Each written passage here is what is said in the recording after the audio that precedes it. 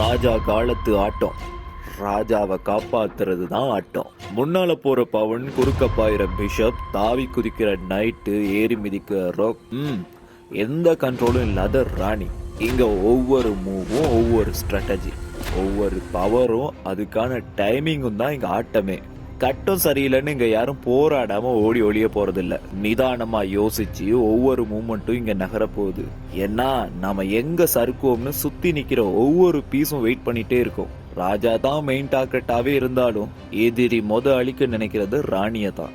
ஏன்னா ராணி தான் ராஜாவுக்கு மொத்த பலமும். கூட்டத்துக்குள்ள இருக்கிற வரைக்கும் பயம் இருக்காது. ஆனா தனியா முன்னாடி போய் நின்னா நம்மளை எதுக்க கூட்டமே கிளம்பும்.